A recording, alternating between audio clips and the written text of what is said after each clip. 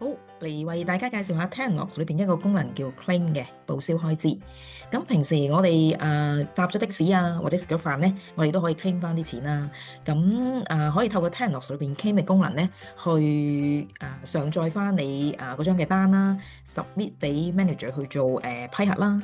咁批核咗之後咧，亦都可以咧喺 payroll 嗰邊咧去同時間去俾翻錢嘅同事啦，又或者咧我哋即時process 嗰個 claim 去俾翻錢同事咁樣嘅。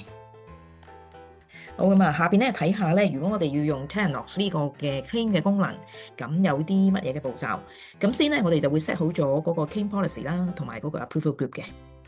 咁我哋就會嚟到Temenos 裏邊，咁喺個 menu 嗰度咧，上面有個 claims。咁下邊咧，我哋就會可以登入到expenses policy 去 set 翻嗰啲嘅claim 嘅種類啦，同埋咧可以喺 policy group 咧去 set 翻咧批核嗰啲嘅 group 嘅。咁我哋先咧登入 expenses policies 啦。咁 default 咧喺 expenses policy 裏邊咧就會有唔同種類嗰個嘅 claims 嘅，包括咧係一般嘅報銷啦，一啲嘅預支錢咧去買嘢嘅。咁另外咧可能係一啲嘅福利嘅 allowance 啦嘅 claim 嘅類別。咁咧每一個呢啲嘅類別咧，我哋都可以打開佢咧喺裏邊咧去做一啲嘅設定嘅。咁例如咧喺報銷開支嗰邊啦，咁我哋咧就會先睇睇呢個報銷開支嘅類別咧，我哋會係拎 up to 喺 payroll 入邊嘅邊一啲嘅 pay item，咁通常咧都會拎翻去reimbursement 啦，咁如果 allowance 咧，我哋會拎翻去 allowance 咁嘅。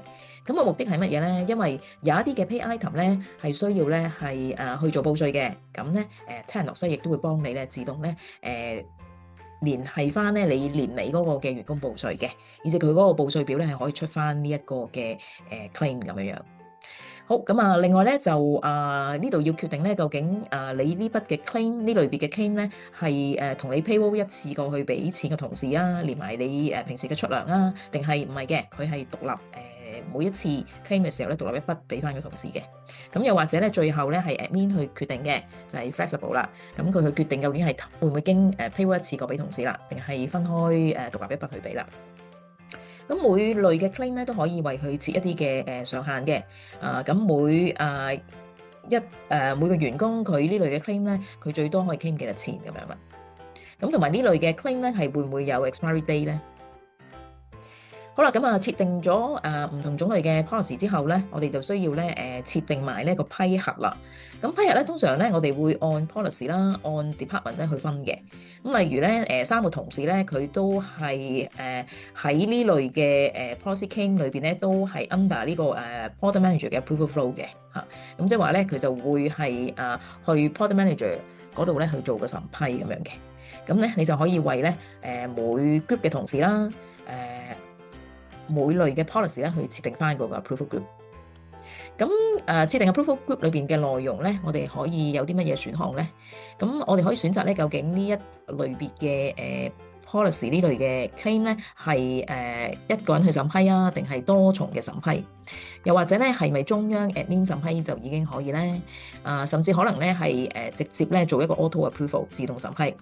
咁 Temenos 都會要求咧最後有個把關啦，咁但係咧你都可以咧係 skip 咗嗰個 admin 最後嘅把關嘅 confirm，咁直接做 auto confirmation 嘅。咁如果咧你嗰個嘅approval 咧係多過一個人審批嘅，咁你喺呢度咧可以設定幾個嘅 approval 啦，咁係是但一個 approval 去做審批啊，定係咧要經唔同嘅 level 批完一個到一個啦，咁你呢度都可以去設定嘅。咁當然啦，每個 approver 佢下邊能夠批核嘅銀碼咧都可以去設定嘅。好，咁完成咗設定啦，咁我哋就可以咧進行呢個 claim 啦，就包括員工點樣去 submit 個 claim 啦，中央點樣去做批核嘅。咁員工嚟講咧，佢哋打開佢哋自己 Temenos 嘅 web portal 咧，佢哋都會見到咧claims 同埋 my receipt 同埋 my expenses 嘅。咁佢會打開 my receipt 咧，就可以上載翻佢要 claim 錢嘅單啦。咁跟住就可以咧 link with 佢要建立嗰個 expenses 啦。好啦，咁嚟到呢度咧，佢都有啲基本嘅資料要填嘅。咁呢個 claim 係關於乜嘢？例如係文具啦，同邊個 merchant 買啦，例如係 receipt claim 幾多錢，84個8claim 嘅日期啦，係啦 claim 嘅類別係乜嘢？咁如果咧呢度係一個類別係得一個 approval flow 嘅，咁呢度就會 default 係呢個 approval flow 噶啦。好，咁如果啦嚇，好似呢一個例子咧，係另外一個嘅 travel allowance 嘅 claim 啦，咁佢 claim 咧就 claim 600蚊，咁但係咧由於之前咧可能設定咗一個上限咧係1000蚊，佢 claim 埋呢張嘅時候，佢 total 就已經去到1099啦，咁所以咧就 Telos 就阻止佢去 submit 呢個 claim，咁就係可以 control 翻我哋嘅 claim 係 within 嗰個設定嘅 budget。好，咁員工咧其實都可以進入佢個status page 啦，去睇翻咧而家批核嘅情況嘅。咁呢兩個咧仲係 pending 緊咧，等緊批啦。咁manager reject 咗嘅就會擺咗喺呢度啦，批核咗會擺咗呢度。最後如果 admin 都要 confirm 埋嘅，咁就 confirm 咗咧就會擺喺呢度。最後咧就payroll 嗰邊 process 咗咧就會 process 啦。好，咁manager 咧佢會收到咧同事上嚟嘅 claim 啦，咁佢係入翻佢自己嘅 portal 之後咧就可以打開個 claim 睇一睇，如果批嘅就 approve 啦，如果唔係咧就 reject。咁如果佢 reject 嘅話咧，咁佢可以俾個 reason 嘅同事點解會 reject 啦。譬如呢個例子咧，其實佢就會睇到其實喂你食嗰單嘢同嗰個 business trip 都冇關嘅噃，咁所以就 reject 你啦。咁 reject 咗之後咧，同時咧喺佢自己嗰個嘅 portal 咧就會收到咧一個紅旗仔啦，咁佢就知道咧其實要處理啦，咁會睇睇啦。如果個同事睇完之後發覺都可以改翻再submit個 claim 嘅話咧，咁佢可能咧改翻裏邊嘅資料，咁解釋翻要再 submit 嘅原因，咁就可以再重新攞去做批啦。好，咁如果咧最尾要 admin 把關嘅，咁 admin 咧打開佢自己 portal 啦，嚟翻 admin expenses，佢會見咗咧見到一紮咧已經批咗嘅claims 嘅，係啦。咁喺呢個時候咧，佢咧就可以做翻process 個 confirm 啦。咁 confirm 咗之後咧，其實咧嗰啲 claims 咧就會落咗去 Telos 嘅 payroll 嗰邊嘅啦。好，咁同時咧就會睇到咧佢自己嘅 payslip 有呢個 claim 嘅啦。咁如果咧係已經係 process 咗佢 claim啦，咁同時都會定期收翻 email 有個 summary 話翻俾佢聽咧，有邊啲嘅 claims 已經係 process 啦。咁 admin 咧佢都會有 report 去睇翻咧，究竟有邊啲係 confirm 咗嘅 claim 啦，有邊啲係 process 咗嘅 claims 嘅。好啦，咁如果咧admin confirm，咁咧個 claim 咧就會落咗去 payroll 啦。咁我哋就會跟翻一般嘅程序去 process 嗰個 payroll 同埋 claims 啦。